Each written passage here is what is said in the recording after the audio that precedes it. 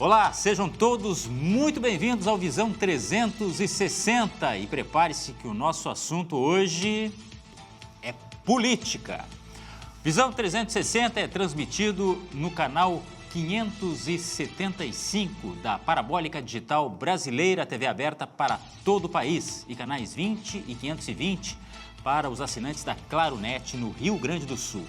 Você também pode nos acompanhar ao vivo pela nossa página na internet em mais 127 provedores espalhados pelo mundo ou curtir nosso conteúdo pela sua rede social preferida.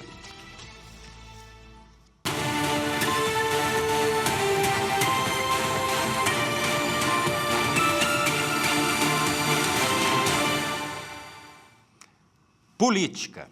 Mesmo que você diga, não gosto, faz parte da nossa vida. Você faz política e depende da política. Pois hoje a gente discute o cenário político no Rio Grande do Sul. Já temos aí 4 pré-candidatos já confirmados ao governo do estado. PT, MDB, PDT e PL apresentaram seus nomes. Edgar Preto, Gabriel Souza, Juliano Brizola e Luciano Zucco. Iniciando desde já a disputa por alianças, projetos e espaço político. Mas que leitura fazer deste tabuleiro inicial? Quais caminhos cada campo político desenha para 2026? E como esse movimento antecipado impacta o futuro do Estado, se é que impacta?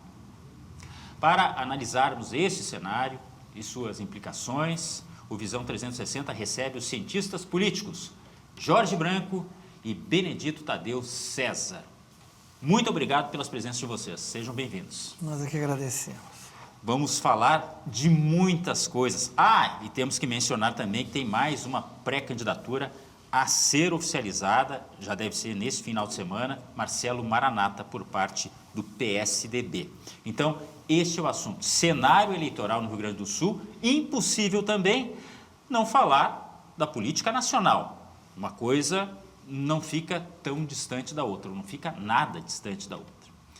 Antes, o Momento 360.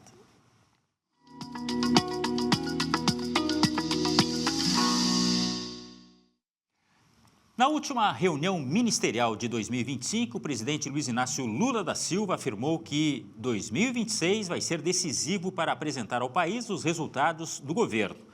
Segundo ele, a gestão vive um momento favorável, mas isso não se reflete nas pesquisas por falhas na comunicação. Lula cobrou uma narrativa mais clara sobre as ações realizadas.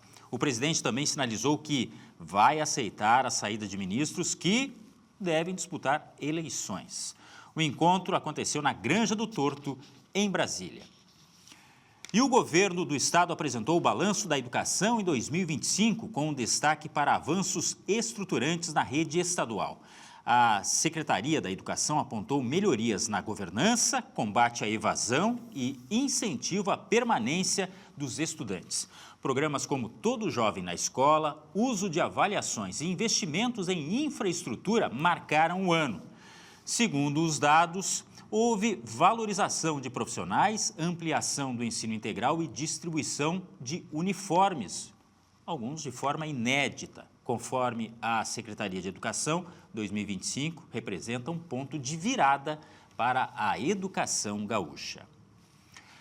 E a relação entre Estados Unidos e Venezuela atravessa um dos momentos mais tensos das últimas décadas. Washington adotou uma série de medidas que ampliaram o confronto político, diplomático e militar com o governo de Nicolás Maduro. Ataques a embarcações, envios de porta-aviões e autorizações para ações da CIA elevaram o risco. O espaço aéreo venezuelano foi fechado e cidadãos americanos foram orientados a deixar o país. Donald Trump anunciou bloqueio total a petroleiros sancionados ligados à Venezuela. O ministro das Relações Exteriores da Rússia disse que as tensões em torno da Venezuela podem ter consequências imprevisíveis para todo o Ocidente. Olhos atentos de toda a comunidade internacional para essa situação desconfortável entre Estados Unidos e Venezuela. Vamos ao intervalo e já falamos sobre o cenário político aqui no Estado. O que isso significa do ponto de vista de que as eleições são no ano que vem, mas as campanhas já estão em andamento. Já voltamos.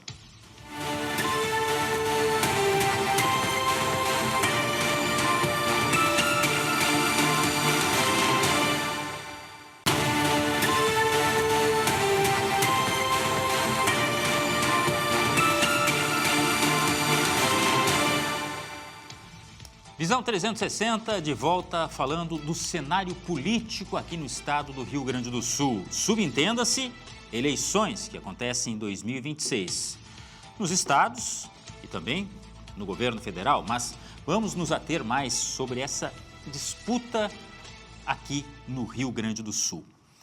Relembrando os nossos convidados aqui, Jorge Branco e Benedito Tadeu César, cientistas políticos, vão nos ajudar a entender um pouco mais o que está acontecendo. Apenas para contextualizar, tá? 4 partidos já definiram os pré-candidatos ao governo do estado. Edgar Preto, pelo PT, se juntou a Gabriel Souza, MDB, Juliana Brizola, PDT e Luciano Zucco, PL. Relembrando que Marcelo Maranata deve ser confirmado ainda neste final de semana como o candidato do PSDB. Aí começa aquela série de ações, né? Alianças, buscar apoios, e isso é apenas o início do processo. Como é que vocês estão vendo este cenário neste momento? Em primeiro lugar, muito obrigado, Jorge Branco, cientista político. Eu que agradeço o convite, fico muito honrado e fico também muito honrado de estar participando aqui com o professor Benedito. Prestei muita atenção na tua abertura e tem muita convergência com ela, com uma frase, né? Normalmente, não sei se o professor vai concordar comigo, a gente, no senso comum, assim, no dia a dia, a gente reduz as relações políticas a eleições e, às vezes, até aos partidos ou parlamentares. Então, as relações políticas ou a política, ela começa antes das eleições e continua para além, né? Não tira férias. Eu estou comentando isso para dizer que, primeiro, toda eleição ela está, portanto, conformada, influenciada por esse ambiente anterior, por como as relações políticas, diga-se relações com a sociedade, com empresários, com trabalhadores, as relações internacionais vão se montando. Mas elas também possuem uma técnica eleitoral. Então, as eleições têm uma certa independência da política, porque, às vezes, alguns resultados são modificados por dominar melhor os recursos e as técnicas eleitorais do que outros. Isso se dá quando há um grande empate, então não são exclusivamente os movimentos políticos, os blocos de força, as alianças, mas é quem foi melhor na TV, agora nas redes sociais, quem se posicionou melhor, quem se vestiu melhor, quem cortou o cabelo. Então, isso... As pessoas acham que não, mas tudo isso influencia. Ainda mais quando as coisas são empatadas. É comprovado através de estudos e estatísticas. Exatamente. Desculpe me interromper. Não, exatamente. Então, eu queria fazer uma distinção, não separar das relações políticas com, vamos dizer assim, o domínio das técnicas de uma eleição. No Rio Grande do Sul, tudo indica uma eleição para cá ou para lá, que nós vamos saber, muito disputada também, e, portanto, muito difícil, e tenho certeza que nem o professor Benedito, nós vamos aqui tentar predizer o que vai acontecer. Mesmo que a gente saiba, já até pela experiência, que muita coisa muda no decorrer do período. É uma carreira, isso aqui é um linguajar o eleitorês, digamos, é uma carreira longa, né? E durante essa carreira muita coisa acontece, né? Tem muito jockey que acaba se perdendo, tem muita coisa que acontece no meio do caminho, né? Tem muito pit stop para brincar, né? Isso. Nós, nas últimas eleições, nos últimos 20 anos, nós tivemos mais de uma situação de candidaturas que, já faltando 30 dias ou 40 dias para o dia da eleição, e renunciaram e se movimentaram, ou ao Senado, ocorreu isso nas duas últimas, ou o governo do Estado, ocorreram também candidaturas que retiraram. Então, essas coisas mudam antes e durante as eleições. Bom, para falar delas, né, tu já dissesse claramente quais são os candidatos, mas eu acho que uma marca antiga da disputa eleitoral e das relações políticas no Rio Grande do Sul era de uma grande centralidade na disputa estadual. Bom, isso tem a ver com a história do Rio Grande do Sul, com a cultura política do Rio Grande do Sul, porém isso vem perdendo força, né? As eleições vêm gradualmente se nacionalizando também no Rio Grande do Sul. E acho que essa, como já a anterior, como já a de 18, elas vão ser extremamente influenciadas pelo cenário, o cenário nacional. Agora, influenciadas não é repetir. Tudo indica, né, que as eleições nacionais elas vão ser mais concentradas na candidatura do presidente Lula, e uma candidatura mais da extrema-direita, do campo mais radicalizado. Aí, aquela polarização que a gente já tem visto nos discursos, tá? Mas, trazendo para o cenário estadual, e ali eu também lhe coloco na conversa, Benedito Tadeu César, cientista político, as primeiras pesquisas aqui do Estado, elas mostram uma disputa acirrada, mas não só do ponto de vista do expoente da esquerda e do expoente da direita. Exatamente.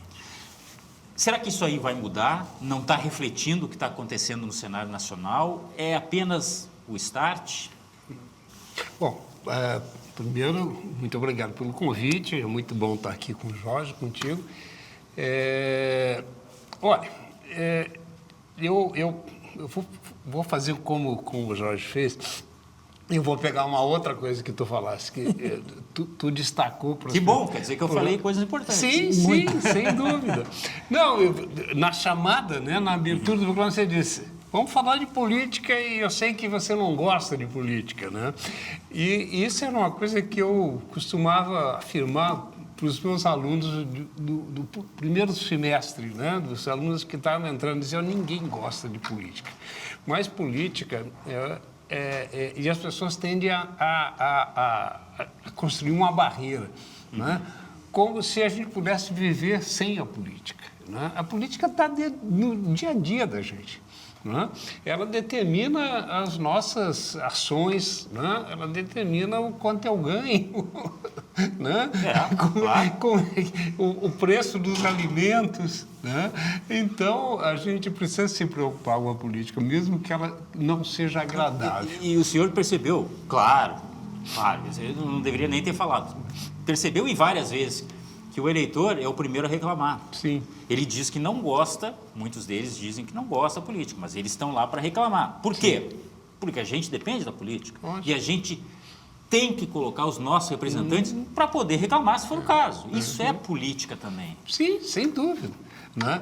Então, é muito importante que a gente debata a política, né? Porque a gente precisa estar, primeiro, informado sobre a conjuntura para poder fazer boas escolhas, né? Pegando aqui uma coisa que o Jorge falou, né, das transformações dos cenários políticos, eu queria lembrar que tem uma outra questão, quer dizer, às vezes a gente, a política, o resultado eleitoral, às vezes não depende só da maneira como o eleitor vota, mas da arquitetura política. Entende? Quer dizer, nós temos uma arquitetura eleitoral no Brasil que acaba produzindo resultados, tá? Principalmente para o legislativo, né? A gente vota em lista aberta, ou seja, você tem uma lista lá de nomes, né? E você escolhe aleatoriamente os nomes, tá? E isso favorece aqueles que têm mais recursos e hoje, né, com o cenário nacional e com os parlamentares, principalmente os deputados federais, controlando o orçamento, as emendas, não é? Eles estão praticamente reeleitos. Pois é, tem um controle de algo que é muito importante, que é o dinheiro. Né? Então, isso nos coloca mais responsabilidades ainda, porque fica muito mais difícil você, para nós, né, que acompanhamos, a gente fica com mais chance de acertar as análises. Tá? Mas o eleitor fica com muito mais dificuldade para, vamos dizer, acertar o seu voto naquilo que ele exatamente quer. Né? Então, é muito importante estar acompanhando. Tá? Bom, mas vamos voltar para cá. Nós somos um Estado que temos uma tradição, né? O Jorge está dizendo que tem uma interferência, a eleição passa a ser mais nacional, e eu concordo com ele, mas a gente tem uma tradição aqui de uma polarização muito grande. Né? A gente sempre teve uma direita muito forte, organizada, e uma esquerda trabalhista muito forte também. Né? Estou falando dos períodos democráticos, obviamente, mas, na verdade, desde a República, né? Desde a instalação da República. E, às vezes que a gente teve avanços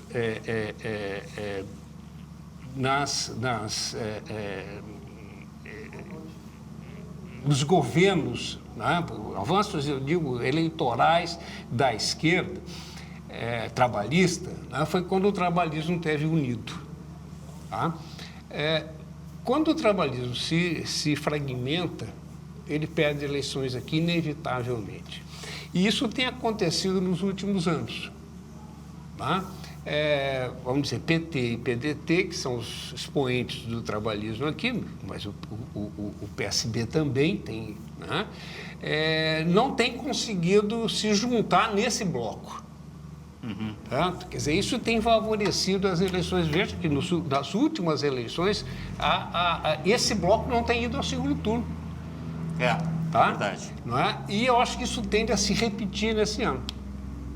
Tá? Então, e aqui eu vou discordar do Jorge, eu acho que a gente tem um cenário que está muito mais... Hoje, óbvio que nós temos ainda 8, 9 meses até as eleições. Tá? E política é uma coisa muito volátil, né? As coisas mudam muito rapidamente, tá? Mas o cenário de hoje é um cenário que favorece enormemente as candidaturas de direita. Né? Eu não vou nem dizer de centro-direita, porque o candidato que seria de centro-direita, não é? Que é o vice-governador, não decolou, e muito provavelmente não vai decolar. Não vai levar o capital político do governador Eduardo Leite. Do governador, até porque tem uma candidatura aí, mas isso no campo do governador que... Né? Sim. Você abriu também dizendo que Maranata pode ser o candidato. Sim, Maranata pode ser o candidato que quer receber. Então, nós vamos ter novamente uma polarização esquerda-direita, tá? Mas eu acho que de saída com uma vantagem muito grande, não é nem para a direita ou para o centro-direita, mas para a extrema-direita. Então, deixa eu aproveitar esse gancho. Essa questão da extrema-direita, e aqui falamos mais especificamente do Tenente-Coronel Zucco, né? Em virtude deste cenário, tão somente, ou também porque ele traz um tanto de bolsonarismo? Bom, eu acho que nitidamente é porque traz um tanto de bolsonarismo. Há uma pesquisa Quest dessa semana, vários veículos divulgaram, e vi muita gente se surpreendendo com o resultado obtido pelo Flávio Bolsonaro. Flávio Bolsonaro. A gente nunca sabe quem é, né? Tem que pensar. Por Flávio isso que Bolsonaro. tem o 01, 02. Seria melhor. O Flávio Bolsonaro. Nessa pesquisa, o presidente Lula mantém entre 34, 38, quase 40, quase que tá ali, vai ali conforme 38, os cenários, né? Mas em todos os cenários, o Flávio Bolsonaro é o candidato com maior intenção de voto nesse momento. Eu não acho isso surpreendente. Eu acho que isso é expressão de uma grande força política consolidada e que, por isso, volto ao nosso início, de fazer uma pequena diferença entre eleições e política. mesmo com resultados adversos aqui a colar, como, por exemplo, perdeu as eleições de 2022, Bolsonaro perdeu para o Lula, continua crescendo. Então, penso eu que esse campo político, obviamente que busca construir alianças para resolver seus problemas, a prisão do Jair Bolsonaro, esse ou aquele, mas também está jogando para além de 2026. Então, eu acho que a candidatura do Luciano Zucco aqui segue essa esteira, ou seja, ele concentra esse voto, como disse o professor Benedito, de uma extrema-direita, está posicionado à extrema-direita, mas esse seria outro assunto, porque é extrema-direita, que, no fundo, sempre foi muito sólida no Rio Grande do Sul. Mas, eu até diria, sempre foi muito sólida no Brasil inteiro. As circunstâncias fizeram, por um certo período, ela estar retraída, não disputar a opinião tão abertamente, não disputar valores, porque, vamos dizer assim, vivíamos de 84 até bem pouco tempo atrás, até 10 anos atrás, um período de ascenso das ideias democráticas, da utopia democrática. Bom, por esse motivo ou por aquele outro, erodiu parte dessa, vamos dizer assim, hegemonia democrática. E esses valores e os partidos de extrema-direita encontraram espaço. E têm espaço político e terão espaço político nessas eleições. Então, eu acho que sim, muito objetivamente respondendo a tua pergunta, a candidatura do Luciano Zucco, como as candidaturas correlatas ao Senado, Marcelo Van Hatten, Sanderson, são expressão de esse 1/3, grosseiramente, esse 1/3 pode aumentar, pode diminuir, mas grosseiramente esse 1/3 que se alinha preliminarmente às ideias da extrema-direita. É um voto posicionado, ele já está formado antes do início da disputa eleitoral, assim como há um eleitor à esquerda que também forma a sua opinião antes do período eleitoral, ao longo da vida. São os velhos 3/3 aí, sim, não é? Que se... Está se desenhando bem aqui na eleição estadual. Eu queria aproveitar, já que falamos um pouco de Gabriel Souza antes, que não conseguiria, pelo menos num cenário atual, nas primeiras pesquisas, tirar proveito de fazer parte do governo Eduardo Leite, ou pelo menos da popularidade de Eduardo Leite, visto que os números apontam isso. E lembrar também que o Rio Grande do Sul vinha se alternando, né? Esquerda, direita, até que surgiu o Eduardo Leite, que pela primeira vez na história foi reeleito. Foi um fator que, logicamente, surgiu lá quando não existia o bolsonarismo tão forte lá atrás. Mas isso, eu volto ao assunto também, bolsonarismo, mudou completamente o cenário. E por isso nós temos também essa questão agora aqui tão presente, porque temos candidatos, digamos, de centro, devemos ter, mas que eu lembro aqui que vocês ressaltaram, vai ser polarizado, sim, não vai ser levado em conta tanto o candidato de centro. Sim, mas eu queria pegar uma coisa aí, pela tua fala, a gente fica com a impressão de que, não, você chegou a falar, né? O Eduardo Leite se elegeu antes do Bolsonaro, mas vamos lembrar a primeira eleição que o Eduardo Leite ganhou, ele colou no Bolsonaro. Foi a de 2018. Sim. O que eu digo é que talvez a influência de Bolsonaro não fosse tão... Não foi, mas veja, ele se elegeu durante as duas e foi reeleito, e eu acho que isso ocorre, e o fracasso agora, né? Até agora, eu sempre insisto nisso. Sim, nesse momento. Né? Do Gabriel Souza. Né? Eu acho que também decorre desse fator. Tá? Um certo esmaecimento, tá? Eu insisto sempre nessa tecla, tá? Quer dizer, a divisão do setor trabalhista, porque o trabalhismo no Rio Grande do Sul é muito forte, o trabalhismo vem vem da instalação da República aqui, o Borges de Medeiros, tá? E a partir daí... O Júlio de tá? Castilhos. O Júlio de Castilhos. Vem do tá? positivismo. Vem do positivismo. Tá? Isso cravou fundo no Rio Grande do Sul. Tá? Na verdade, eu costumo dizer que o que a gente chama, na sociologia, na ciência política, das revoluções burguesas no mundo, tá? Não é? Que consolidaram a criação do capitalismo e tal, tá? Saíram das sociedades agrárias, né? Para as sociedades industriais. Quer dizer, no Brasil começa aqui. Começa com Júlio de Castilhos. Né? Depois vem o Getúlio, não é? E o Getúlio leva isso, talvez a Revolução de 30, a gente pudesse dizer que é a Revolução Burguesa brasileira. Tá? E aí já havia uma polarização. O Júlio de Castilhos é o primeiro cara nesse país que coloca taxação sobre a propriedade da terra. Tá? Não é? Compra briga com os grandes proprietários, não é? E cria uma legislação trabalhista. A administração científica e racional, Estado laico, Sim. Uma série de coisas que hoje estão em questionamento de novo. Sim. Estão em questionamento de novo, mas que até 10, 15 anos atrás... Questionamento no mundo, não é só no Brasil. Não é aqui, no mundo. Só no Brasil. Que até 20 anos atrás eram, vamos dizer assim, obviedades. Bom, aqui no Brasil e aqui no Rio Grande do Sul tem um experimento num estado, numa província meridional. É uma peculiaridade. Sim, não, uma coisa até muito porque singular. o Rio Grande do Sul, nesse momento, disputava, tá? Quer dizer, o Rio de Janeiro era a grande economia brasileira, tá? E o Rio Grande do Sul e São Paulo disputavam a segunda posição na economia nacional. Então, o peso, né, econômico do Rio Grande do Sul era outro, né? Muito diferente de hoje. Tá? Bom, mas o que eu quero dizer com isso? Entende? Essas coisas...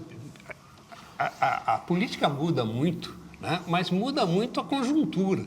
Né? Quer dizer, tem coisas que são estruturais e que se mantêm. Né? Essa clivagem, tá? Ela é histórica, ela é muito profunda no Rio Grande do Sul. Tá? Eu acho que o Eduardo Leite se beneficiou, tá?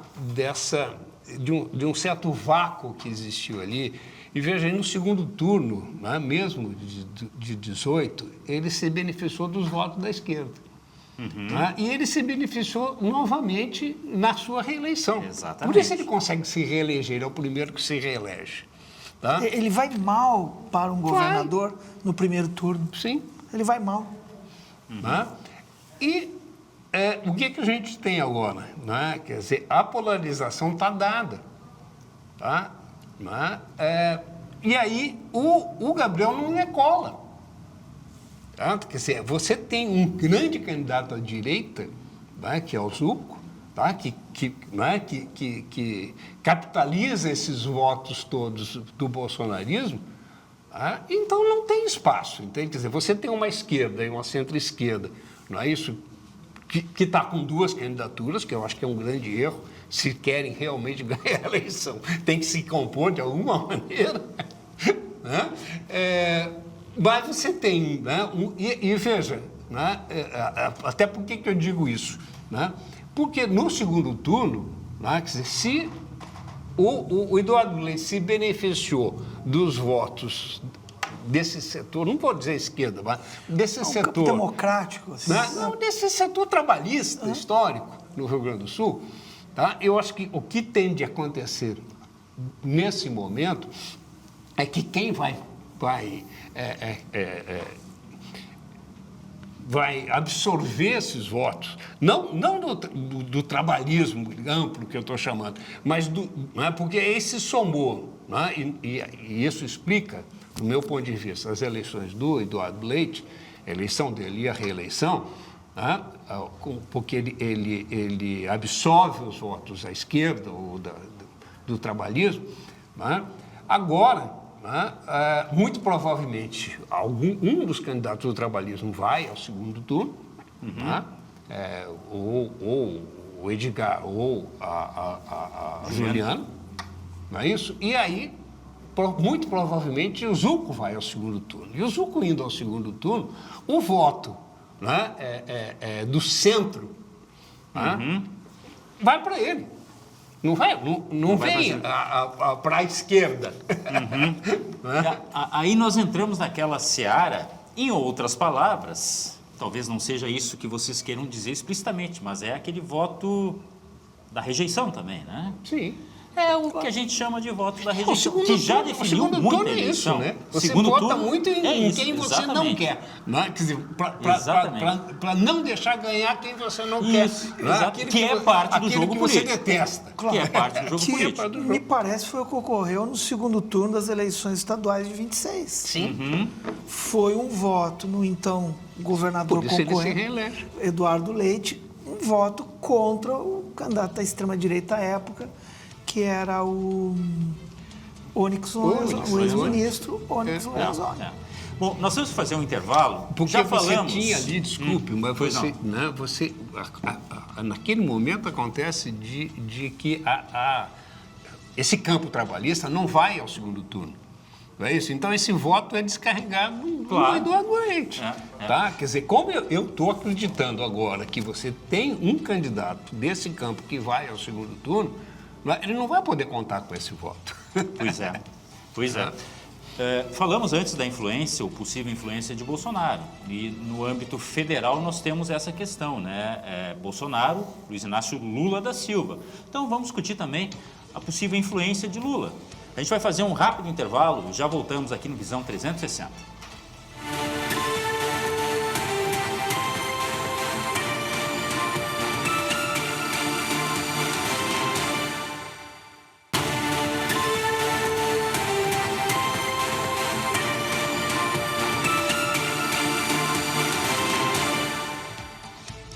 Visão 360 de hoje analisando o cenário político aqui no Rio Grande do Sul e, por que não, também no país, né?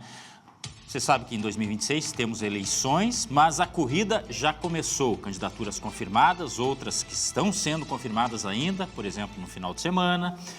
E aqui conosco o Jorge Branco e o Benedito Tadeu César, cientistas políticos, estão nos ajudando a desenrolar esse nó que é a corrida eleitoral que está recém começando. É um processo, na verdade, que vem anterior, a gente já falou sobre isso, né? Antes das consolidações, das confirmações de candidatura, é toda uma negociação, é toda uma articulação. E a gente falou da influência, ou da possível influência de Bolsonaro, e aqui mais diretamente a candidatura do tenente-coronel Zucco, mas do ponto de vista da esquerda, nós temos uma possível contribuição de Luiz Inácio Lula da Silva. Isso é muito relevante ou não? Posso responder aqui? Sim.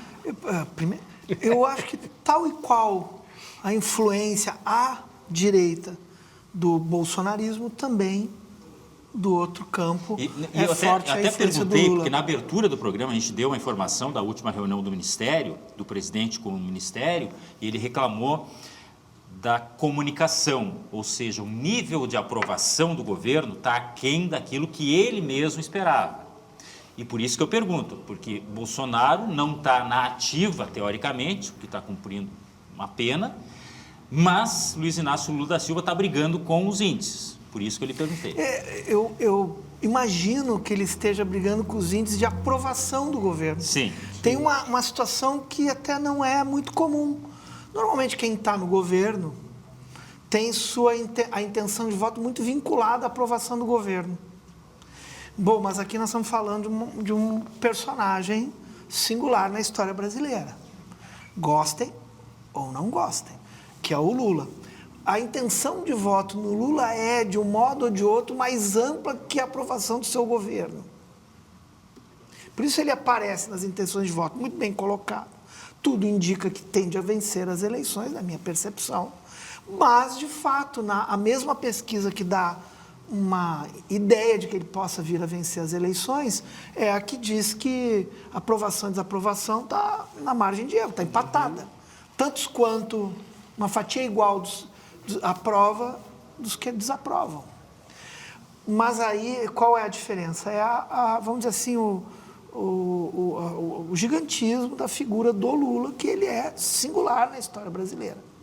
Poucos, nem o Fernando Henrique Cardoso, nem o Itamar Franco, não é por ser presidente que tem a dimensão que ele assumiu e que ele tem. E por isso, eu acho que o Rio Grande do Sul, para a gente voltar à questão anterior, assim como o Brasil, estão polarizados. A diferença é a presença do Lula. Eu acho que o Lula já produz uma engenharia político-eleitoral que ele deixa de ser uma candidatura de esquerda e passa a ser uma candidatura do campo democrático. Então, a polarização, na minha percepção, é menos esquerda e direita e mais democracia e não democracia, valores democráticos, não valores democráticos. E a presença do Lula, vamos dizer assim, inibe, ou ele ocupa o espaço desse campo democrático e não emergem candidaturas ao centro, ou o que a gente chama ao centro. O centro no Brasil, num determinado período, em 18, pendeu à extrema-direita. E é a presença do Lula que faz parte deste centro, principalmente do eleitor. É muito engraçado. Não é nem os deputados, tanto que o governo tem minoria no Congresso. Então, o Lula tem maioria nos votos e minoria nos deputados e senadores.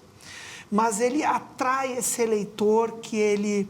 Não é que ele pense só de centro, mas ele balança, compara e acaba indo com o Lula pela defesa da democracia, claro, pelas políticas de distribuição, de renda, essas e aquelas. Mas eu acho que o tema da defesa da democracia, ele vertebra a candidatura do Lula. No Rio Grande do Sul, não ocorre imediatamente igual, mas a polarização é a mesma. O que nós podemos achar é que há mais de um candidato na extrema-direita e mais de um candidato à esquerda. E candidaturas ao centro que vão ser empurradas para um lado ou para o outro. É isso que nós vamos ver nas eleições. Para passar aqui para o professor Benedito, eu só acho que ainda há um espaço para a candidatura do vice-governador, o Gabriel Souza, crescer um pouco pelo tamanho. Eleições também são feitas com prefeito, vereador, tempo de TV, que eu chamei antes de técnicas da eleição. Então, a política, o quadro é esse mesmo que o professor disse, está lá para trás. Até porque o Gabriel está vinculando toda e qualquer participação a feitos do governo. E ele faz parte do governo, logicamente. Né? E ele não é conhecido. Mas há um espaço para acumular votos com o bom manejo das ferramentas de uma eleição. Bom, aí sorte, azar. Eu fui bem, o outro foi mal. O outro foi bem, eu fui mal naquele dia, naquele debate, no programa de TV. São coisas que a gente torna imprevisível. Deixa eu só questionar uma coisa. Possíveis farpas, e aí falando já da polarização esquerda-direita, porque o discurso ele vai se acirrar, isso não há dúvida alguma. Né? Essa corrida vai ser marcada certamente por alguma rispidez. E aí o Gabriel também pode se beneficiar disso aí em determinado momento. É algo que a gente já viu em outros cenários. Desculpa me interromper. Não, eu acho que a máquina do Estado nunca pode ser desprezada, né? O peso da máquina do Estado numa eleição. Os prefeitos, né? Se o Gabriel conseguir, né? Com o Eduardo Leite, conseguirem esse apoio, tá? Ele tende a crescer, sim.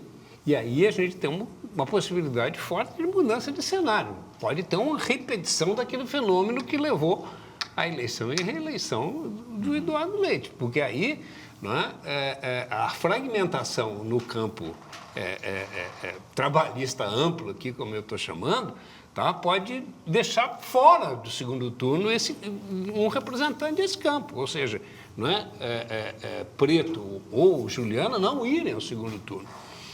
Num cenário desse, você repete a situação da eleição e reeleição de Eduardo Leite. Né? Esse campo vai ter que votar aí eu sempre esqueço o nome dele, no Gabriel. Gabriel Souza. Agora, claro, sim. Há diferenças de comportamento entre o Gabriel Souza de hoje, para fazer essa, e do Eduardo Leite antes. Vamos dizer assim, me pareceu ser mais fácil aquele eleitor que rejeitava Sim. a candidatura de extrema-direita do Onyx Lorenzoni votar no Leite, do que seria hoje votar no Gabriel Souza. Gabriel Souza tem uma trajetória mais à direita Sim. do que o Eduardo Leite. Ou uma Então, imagem... mas quando você não tem uma opção, imagem. você faz Bom, o quê? Anula o voto? E Mas se anular o voto, não hoje, adianta nada. hoje, As convicções, elas meio que são Vamos, deixadas... É o que temos para o momento, né? Mas hoje é mais plausível apostar numa disputa entre uma candidatura à esquerda, do campo democrático, uma da extrema-direita, seja a Juliana ou seja o Edgar Preto. Eu só peguei aqui... Eu não acho que a gente debata muito eleições como pesquisa de opinião. Eu não sou muito fã de pesquisas de opinião. Elas são importantes. Mas elas são relevantes, mas elas têm que ser cuidadosamente tratadas. Mas eu peguei. No cenário da Big Data, também essa semana, Sim. vários jornais, veículos publicaram. Ela tem um dado ali, que é um cenário de Juliana sem... Não é bochecha, sem... Claudinho sem bochecha. Juliana sem Edgar Preto, ela sobe para 31. Preto sem Juliana se mantém nos 29, mas está na margem de erro. Vamos dizer 30. Sim. Ou seja, não é tão automático a transferência de votos. Vai ter que ser trabalhada, mas de qualquer jeito dá uma ideia de que colocaria esse campo no segundo turno. Pois é. Em ambos os cenários, o Luciano Zucco fica nos 29. Ele não ganha nem perde. Contra um e contra o outro. Contra Juliana sem Preto, contra Preto sem Juliana. Estamos falando do primeiro turno, Sim, né? sim. Caso haja uma aliança entre ambos. O Zucco não se mexe. Na verdade, mexe pouco no primeiro turno. A questão é quanto que mexe para o segundo turno. Aí eu acho que está a chave da eleição. Aí é onde é esse ou Ou esse. aquele. Não tem Então eu muita... acho mais fácil para esse eleitor votar na Juliana ou até mesmo no Edgar Preto do que no Gabriel Souza contra o Zucco. Eu tenho uma grande curiosidade também, que vocês acompanharam, logicamente, várias eleições, e ela tem algumas coisas, conforme falou o Benedito, que são permanentes, mas algumas são renováveis. E a eleição que vai fazer maior uso de tecnologia vai ser essa. Eu acho muito importante o candidato se comunicar com o público. E aí também eu não sei se nós não podemos ter... Alteração dessa ordem aqui. Nesse cenário. Até porque a gente não tem instrumentos aí institucionais e legais, entende, que regulamente o uso, por exemplo, né? Agora nós temos aí muito desculpa, fortemente... e para o bem e para o mal, sim, tá? Sim. Para o bem e para o mal, porque a Justiça Eleitoral está preocupadíssima com o que pode vir do aparelho celular, né? Da internet de uma forma geral. Não, veja, e agora com inteligência artificial, eu não gosto de eles terem inteligência artificial, lembro sempre que quando surgiram os computadores, eles eram chamados de cérebros eletrônicos, tá? Hoje banalizou, é um computador, né? E tal, né? Então essa coisa de inteligência artificial, né? Parece que é uma entidade assim, não, isso aí, né? Não é e não é um tudo termo que dizem. rigoroso, Mas, porque nós não estamos falando de inteligência. Mas, de qualquer maneira, ela está alterando, né? Quer dizer, a capacidade de você manipular vídeos, né? De colocar, não só vídeos, a fala, né? Quer dizer, com uma frase de uma pessoa, você pega a entonação dela, a inteligência artificial pega, não é isso? E o timbre da voz e tudo tal, e aí você bota qualquer texto na boca de qualquer pessoa. Né? E não há instrumentos para você regulamentar e você fiscalizar isso. Então, né, você tem um perigo aí iminente, né? E não vamos esquecer, né, que o TSE vai estar nas mãos de bolsonaristas, né, nessa eleição. Quer dizer, por que eu estou fazendo essa ligação? Né? Porque quem tradicionalmente tem feito uso das fake news são as forças de extrema-direita. Né? Então, o perigo fica exponenciado. E tem uma coisa que fica, às vezes, uma obviedade fica um pouquinho escondida. O uso de redes está relacionado com recursos financeiros. Sim. Com muitos recursos financeiros. Então, esse é um tema permanente, de décadas, né? O controle sobre o abuso econômico. Há o conceito na lei de abuso econômico. O que é? É usar mais dinheiro do que a lei permite. É obter dinheiro de forma ilegal e inseri-lo no pleito eleitoral fora da ideia de luta justa, de uma competição justa. Pois, nas últimas eleições, já em 18, mas em 22, grande parte desse dinheiro, desse abuso econômico, se viu menos no helicóptero, no jatinho, ou no material gráfico, ele foi para as redes sociais. Sim, exatamente. Porque as redes sociais elas não precisam atuar abertamente em favor de um candidato, elas não precisam se vincular explicitamente a uma candidatura, elas podem fazer várias coisas, se fantasiar de jornalismo, inclusive. E você não precisa nem buscar, né, a informação, ela aparece no teu celular. Está na tua mão e, de repente, ela aparece. Né, e te captura. É uma disputa pelo agendamento. Eu acho que a gente está acabando o tempo aqui. Eu queria falar um pouco do Lula aí, da polarização nacional. Eu concordo com a análise do Jorge e eu queria complementar. Eu acho o seguinte, quer dizer, a gente tem um vácuo aí no centro. Né? A gente não tem mais centro nesse país. Né? Tem um centrão lá, mas o centrão é direita. É direita, né? tem esse nome. Quase extrema-direita. Né? Ele usa um nome, ele capturou o nome, um pouco como o Partido Progressista. Né? O Partido Progressista é um partido de extrema-direita. Não vamos a definições, já diria o outro. Isso vem da Constituinte. Que um grupo de constituintes à direita se chamou de centrão. Acomodação de interesses. Né? Mas veja, então, né, com o colapso do PSDB, e isso tem a ver com o avanço da extrema-direita, o PSDB murchou, né, porque ele, na verdade, ele se colocava como um partido de centro-esquerda, mas, na verdade, ele era um partido de centro-direita, mais à direita, né, do que... E aí, as suas bases todas, né, tanto de quadros, né, quanto de eleitores, migraram mesmo para a direita. Desidratou total, né? O então, PMDB, eu acho que também sofreu da mesma magnetização pela extrema-direita. Então, esse eleitor aí de centro, né, que não é simpático à esquerda, centro-esquerda, nem à direita, nem à centro-direita, né, ou extrema-direita, né, ele ficou órfão, ele está aí, ele tem esses 30%, aí, 30 e poucos por cento, né, que se busca, né, tem sempre, a grande mídia está sempre em busca, né, e a Faria Lima está sempre em busca desse candidato redentor, né, de centro, quer dizer, apoiado pela Faria Lima nunca vai ser de centro, mas, né, mas se travesse, aí a história do Tarcísio, né? Tarcísio de Freitas, é o grande nome da Faria Lima. Bom, que tem, né, esse eleitorado que aparece como sendo, né, uma direita civilizada, né, mas que o histórico dele deixa claro que não é, né, mas está completamente órfão. Né?